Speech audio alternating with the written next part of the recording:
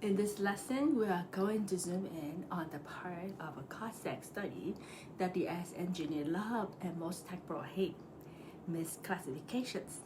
The IS literally published a cost segregation audit technique guide just to show examiner what to look for. And a lot of that guide is basically a checklist of here's where taxpayers push it too far and here where they leave money on the table. If your client study has no pattern, you got a problem. You can't have beautiful photos, slick engineering language, and a fancy waterfall schedule. But if a few big dollar items are thrown into the wrong recovery period, the whole thing becomes low-hanging fruit on exam. The good news is you don't need to be the engineer. You just need to recognize the pattern the IS already wrote down for their own people. By the end of this video, you will know which misclassifications showed up again and again in IS guidance, how to do quick reasonableness checks that line up with the audit technique guide, and how to turn that into a repeatable review process before you ever attach a report to a return. This is the part of your toolkit that protects your client big deduction and protects you from signing off on something you can't defend later. Let's start with the one the IS call out over and over. Structural component that magically turn into 5-year property. Right now, we are in the section on structural item coded as 5-year property because this is one of the first things an IS engineer will scan for.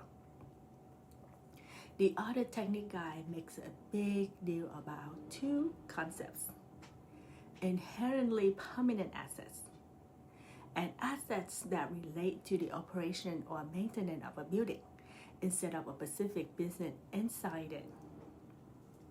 That's their lens for separating true building components from 5-year personal property. So, in simple terms, 5-year property is the stuff that tied to how this particular business uses the space.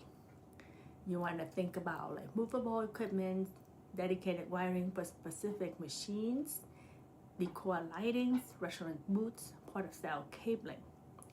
Structural components are the bones and system of the building, like the roof, load-bearing walls, primary slabs, main electrical distributions, the core plumbing risers, main HVAC distribution, and things that support the whole building fire suppressions. The ATG literally tells examiner to look for these kind of red flags in the 5-year bucket. Roof membranes or roof structure coded as short life, that is what they look for to know to attack your study. Exterior walls and framing labeled as 5 years. Main electrical switchgear, feeder, and panel that serve the whole building treated as personal property. Building wide waste line and vent stack showing up in the 5-year schedules. Fire sprinkler means that protect the entire building, not just a special use area coded as short life. Here is a test you can use that consistent with how the IS trains their people. If a completely different type of tenant could move in today and use the same item without any real changes, it usually belongs to the 27.5 or 39-year building bucket. So as a tax pro, reviewing the study, you can do a very practical pass. Go straight to the 5-year asset list. Scan for roofs, walls, primary slabs, core electrical, main plumbing, main HVAC, and whole building fire protection. When you see those words in the 5-year schedule, you want to slow down and you want to ask the provider, explain these to me how this is not a structural component. You are not trying to re-engineer the study, you are simply using the same bright lines the ATGs give the IS and make sure your client isn't out on a limb. Next, let's move to parking because that's another area the IS call out specifically.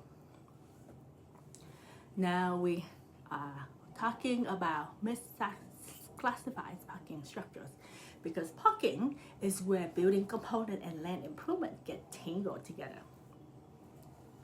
The audit technique guide tells examiner to distinguish between parking structures that are part of the building. You want to think multi-level concrete garages that integrate into building frame, structural ramps, versus land improvements like asphalt paving, surface lots, curbs, stripping, wheel stops, and freestanding light pole. In a clean study, you would expect to see the structural frame and slab of a multi-level concrete garage as long-life building property. On the paving, stripping, or wheel stop, signage, and exterior light pole treated as 15-year land improvements. On exam, I had engineers trained to look for patterns like treating an entire parking garage as 15-year land improvement just because it's parking, throwing structural concrete decks that carry building loads into 15-year buckets, allocating huge percentage of a multi-story garage to 5 or 15-year category with very little explanation of how they got there. When you are reviewing a report, you can mirror that process. First, look for a separate parking garage or parking structure line. Is it clearly identified as building property? Second, look at the 15-year land improvement schedule. What's actually sitting there? Do you see asphalt, paving, stripping, signage, wheel stop, and light poles? Or do you see vague description like parking structure 15 years? If you see half of the cast in place concrete garage sitting in a 15-year with no detail, that's a conversation. Ask the provider to break out the true land improvement from the structural frame and explain the percentages. You are simply doing what the ATG tell examiners to do. Separate the structural garage from the surface level sidewalk, but you are doing it first while you still have time to fix it. Now let's flip the problem and talk about short line items that never get broken out at all. So far, we have talked about being too aggressive. Now let's talk about the opposite problem that the audit technique I also point to, which is land improvements get buried into the 27.5 or 39 years building. The IRS sees this when taxpayers don't track sidewalk separately during construction or acquisition. Typical land improvement that get lost. Concrete sidewalk and walkway around the building, curb and gutter, retaining wall and decorating sidewalls, exterior light pole and their concrete bases, perimeter and security fencing, landscaping element that qualify as land improvement like certain hardscape features. The ATG used an example where the examiner compared the property to similar properties and asked, is it reasonable and there essentially no 15-year sidewalk here? From a planning and review standpoint, you can do something similar like what they do, right?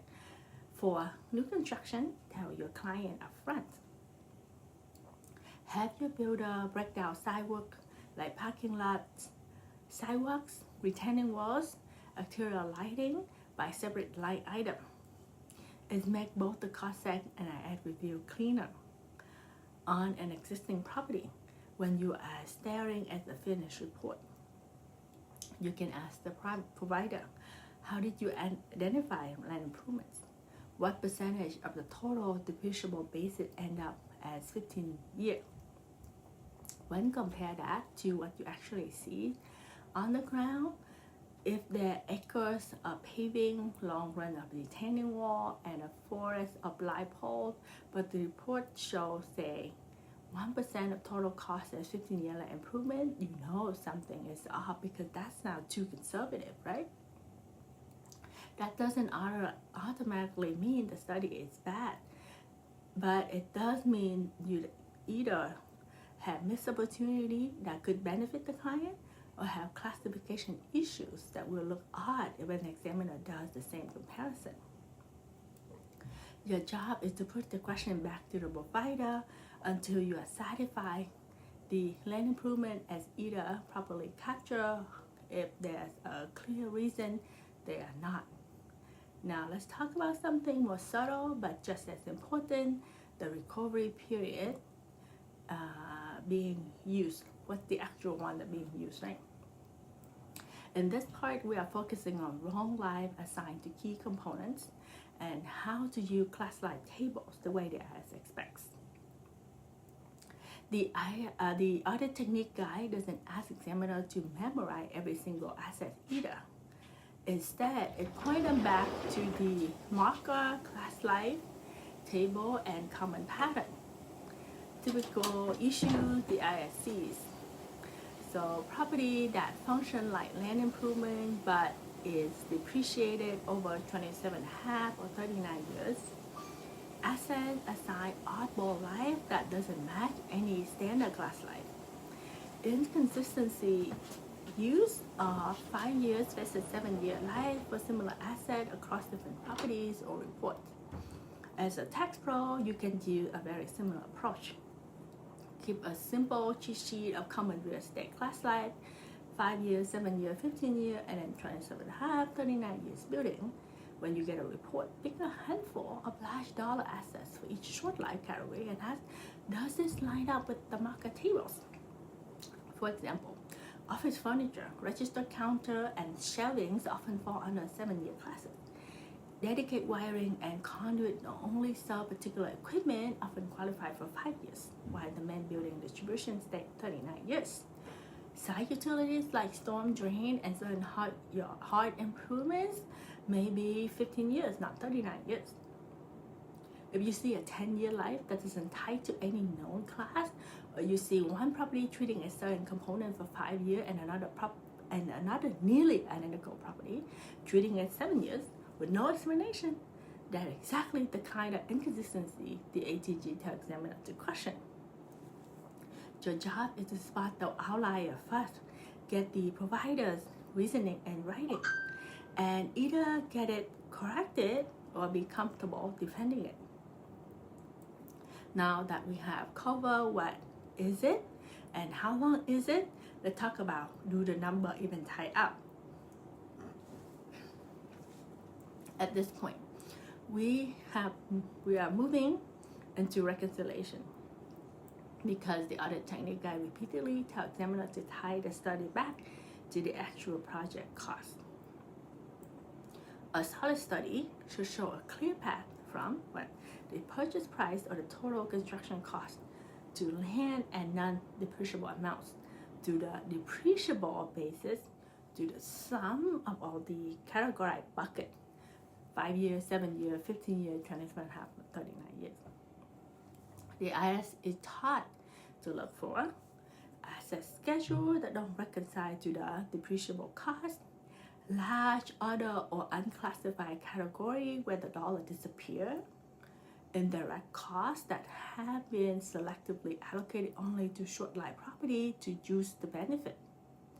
When you review a report, you can mirror that process step by step. Start with the closing statement or construction cost detail. That's what is the all-in number, what's the total number, right? And you will back out land and non-depreciable item and anything that should be expensed. Confirm that the depreciable basis in the study matches what you have in your work papers. Then add up the 5 years, 7 years, 15 years, 27.5, or 39 years total, and make sure they equal that depreciable basis. If they don't tie, you stop right there. You also want to know how indirect costs are handled. Architect and engineer fees, permit, general contractor overhead, and profit. Did the provider allocate them across all categories based on a reasonable method, or did they lean heavily toward the short life property? The ATG specifically tells examiners to question selective allocation of indirects, so you should too. Reconciliation is not a nice to have, it's a do not fight until it's tied out checked. Now let's pull all of this together in a simple review flow that you can use on every third-party report. Now we end the part that matters most for you as a tax pro. A practical review process that lines up with the way the IRS is trained to look at those studies. When a client hands you a cost seg report, you can walk through it in 5 focused passes. Pass 1, the big picture. Does the property description match reality? Do the percentages in the 5, 7, and 15-year bucket look reasonable for the type of asset compared with the ranges you have seen in IRS example and in other studies? Pass 2, the high-risk categories.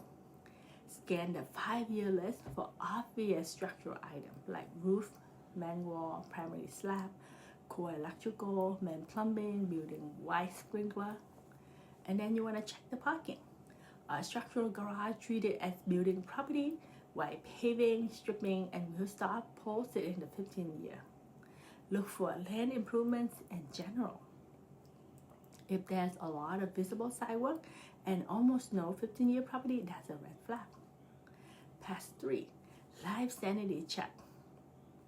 Pick a few large items in each short life category and compare their recovery periods to your classified cheat sheet.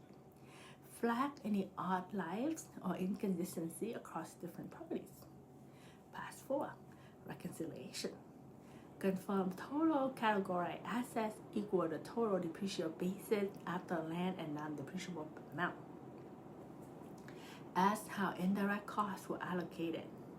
Make sure there's a reasonable method that is not just we put most of it on the 5-year stuff. Pass 5, document your review.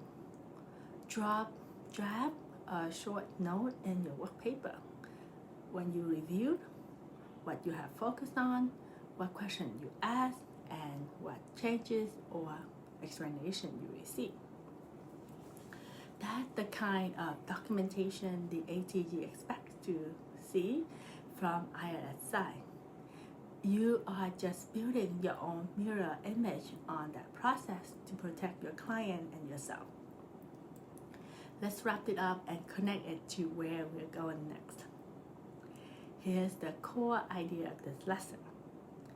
A small set of misclassifications show up over and over in the Cost Segregation Audit Technique guide and in your exams, such as structural components hiding in the 5-year buckets, parking garages treated as if they were just asphalt lots, land improvements buried in the 27.5 or 39-year building, and recovery period that don't match the class life table.